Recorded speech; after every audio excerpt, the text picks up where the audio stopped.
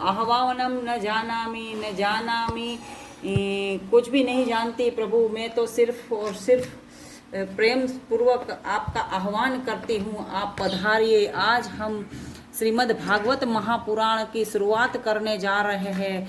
तो आज मैं आप लोगों को श्रीमद् भागवत महापुराण के बारे में पहले कुछ बताऊंगी। ये स्टैंड है, घोड़ी है जिसके ऊपर मैं रख के वैसे तो पढ़ती हूँ, परंतु वीडियो बनाने में मुझे वो होगा महसूस, इसीलिए मैं इसको हटा देती हूँ और श्री भागवत महापुराण की कथा को, भगवत महापुराण को नीचे रख के ही पढ़ूंगी, जैसे मैं गीता जी पढ़ती थी,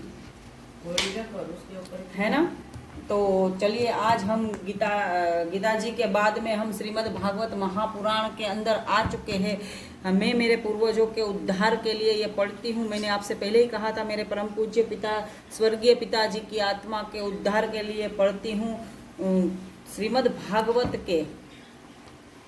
अब तक हम गीता जी पढ़ रहे थे, आज हम श्रीमद् भागवत महापुराण पढ़ेंगे। इस श्रीमद् भागवत महापुराण के 12 स्कंद है, 12 स्कंद है इसके, है ना। और इनके अलग अलग अध्याय है, जो हम एक एक अध्याय का एक एक एपिसोड बनाएंगे ताकि आपको और ज़्यादा दिक्कत न पड़े। आज मैंने इतनी आगे बात करी है, कल से शॉर्टली बात करेंगे। अगर आप मेरे साथ में प्रेयर पाना चाहते हो तो कमेंट में जय श्री कृष्णा, और जिनके लिए प्रेयर पाना चाहते हो उनका नाम अवश्य लिख दीजिए। श्रीमद् भागवत महापुराण भी मैं अपने परम पूज्य स्वर्गीय पिताजी की आत्मा के उद्धार के लिए ही पढ़ती हूँ। चलिए शुरू करते हैं। आपको पहले बता देती हूँ कौन सी मैं भागवत महापुराण को पढ़ती हूँ। ये है मेरे पास में किताब, मेरे पापा इसे पढ़ते थे, मेरी मम्मी भी इसको कितनी बार पढ़ चुकी है, और अब मैं इसे पढ़ने का आप लोगों के सामने प्रयास कर रही हूँ। तो जैसे आप लोग गीता जी सुनते थे उसी तरह से एज इट इज इसको भी सुनिए और कथा रूपी अमृत का पान कीजिए। चलिए शुरू करते हैं। श्रीमद् भागवत महात्म्य, प्रथम अध्याय, भक्ति सहित ज्ञान एवं वैराग्य की कथा। ये स्टैंड मैंने सही नहीं लाग रही है, पढ़वा में ऊंचो नीचो लागे है, इसलिए मैं इन्हें हटा देती हूँ।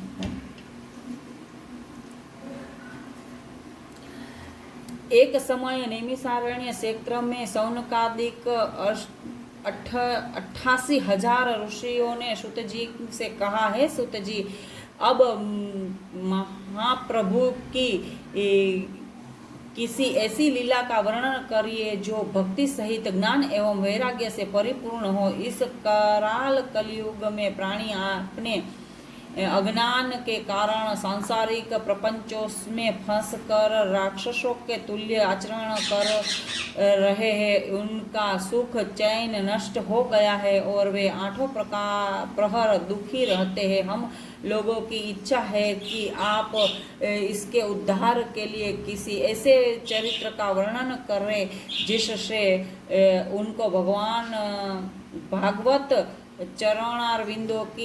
चरणारविंदों की भक्ति प्राप्त होकर सुख को प्राप्त हो। ऋषियों की बात सुनकर सूत जी अत्यंत प्रसन्न होकर बोले, हे ऋषियों, तुम लोगों ने कलयुगी जीवों के उद्धार के हेतु जो सुंदर बात पूछी है वह अत्यंत ही श्रेष्ठ है। काल रूपी सर्प के मुंह में पड़े हुए जीवों का उद्धार के लिए एकमात्र श्रीमद् भागवत की कथा ही कही है, जिसे वेद व्यास जी के पुत्र श्री सुखदेव जी ने राजा परीक्षित से कहा था। श्रृंगी ऋषि के श्राप के कारण राजा परीक्षित जब गंगा के तट पर निवास करने लगे उस समय श्री सुखदेव जी ने उन्हें श्रीमद् भागवत की कथा सुनाई थी।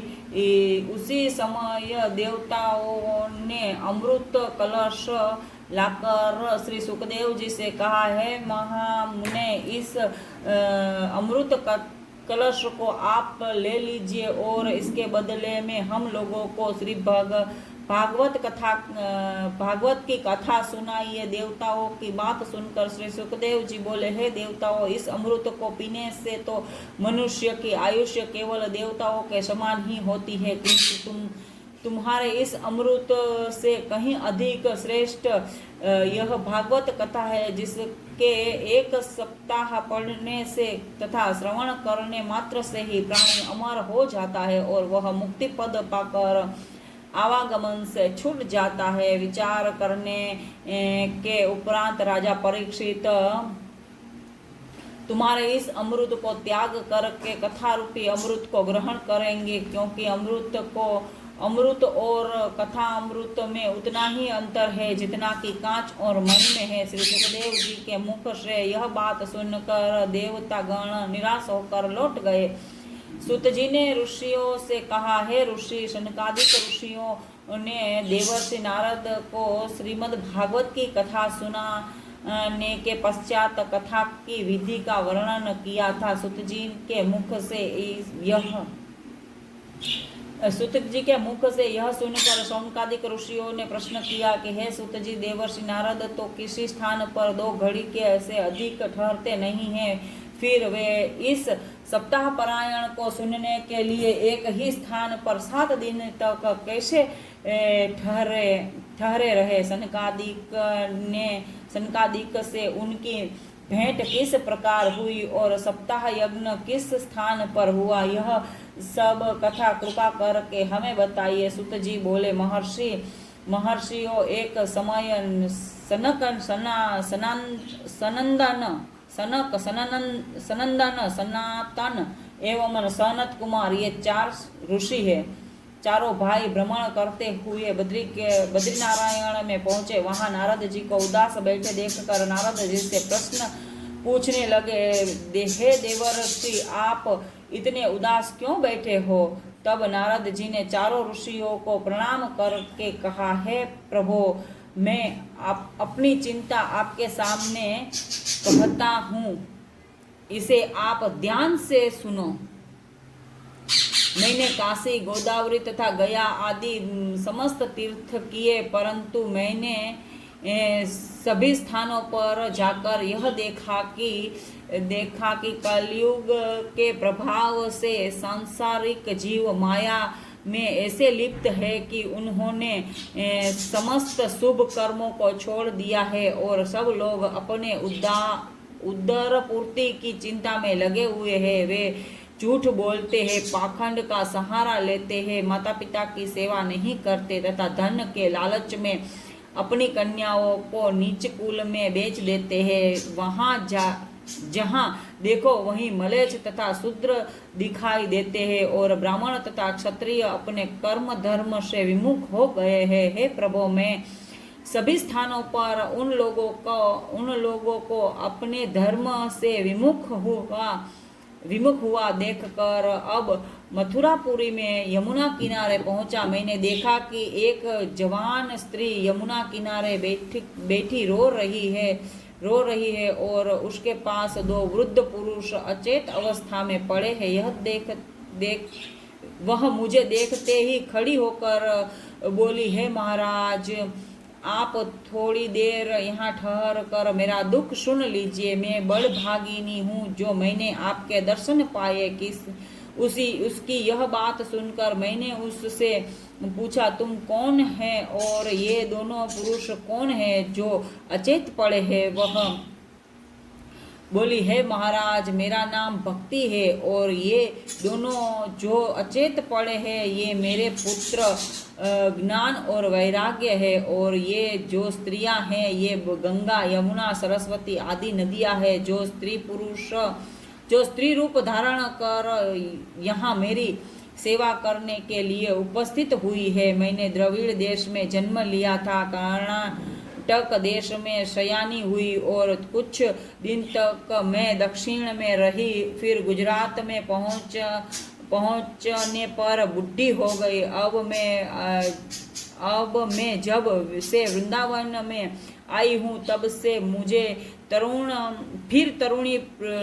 तरुणाई प्राप्त हो गई है, परंतु मेरे ये दोनों पुत्र अचेत होकर गिर पड़े हैं। उनमें बोलने तक का सामर्थ्य नहीं है। इसके दुख के कारण मैं अत्यंत दुखी हूँ। देखो, यह कितनी लज्जा की बात है कि पुत्र तो बूढ़े हो गए परंतु मैं तरुणी ही बनी हुई हूँ। इस सब का क्या कारण है, यह आप मुझे बताने की कृपा करें।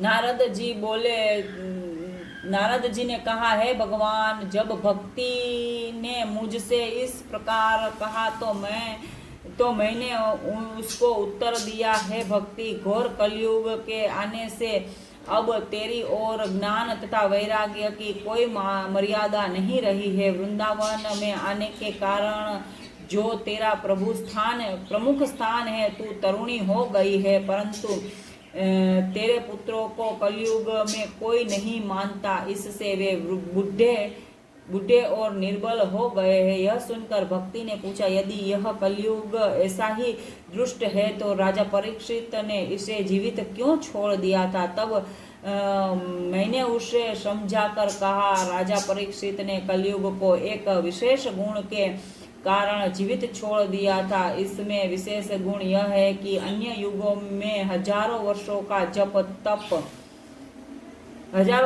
जप तप यज्ञ दान तथा कर्म धर्म करने पर भी जो फल प्राप्त नहीं होता था, वह फल कलयुग में केवल भगवत नाम जपने से ही प्राप्त हो जाता है। इसीलिए तो कहा गया है कि कलयुग केवल नाम आधारा, सुमिर सुमिर नर उतरत पारा। तो आप भी इसे सुनिए और अपनी आत्मा का भी उद्धार करवा लीजिए। ऐसा नहीं है कि मरने के पश्चात ही आत्मा का उद्धार होता है, जीवित अवस्था में भी आत्मा का उद्धार होता है।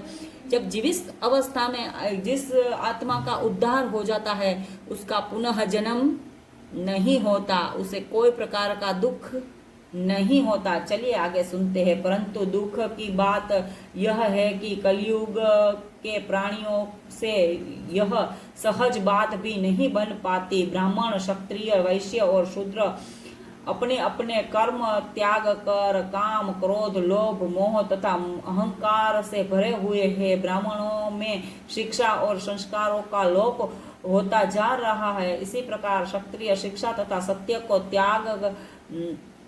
त्याग दिन दुखियों को सताने लगे हैं। वैश्यों ने अपने व्यवसाय में ईमानदारी को छोड़ दिया है और वे झूठ बोलकर अधर्म से धन संचित करने में लगे हुए हैं। शूद्रों ने सेवा न करके उच्च वर्णों का अपमान करना अपना ध्येय बना लिया है। ऐसी स्थिति में यह आवश्यक है कि कलयुग के इस मोहपाश से छूटने के लिए मनुष्य श्री भगवान नाम का जप तथा उसके गुणों का वर्णन एवं स्मरण करे। यह सुनकर भक्ति बोली, हे मुनि, आप धन्य हैं, आप सबका कष्ट दूर करते हैं, अतः अब मेरा भी कष्ट दूर करिए और ज्ञान वैराग्य को चैतन्यता देकर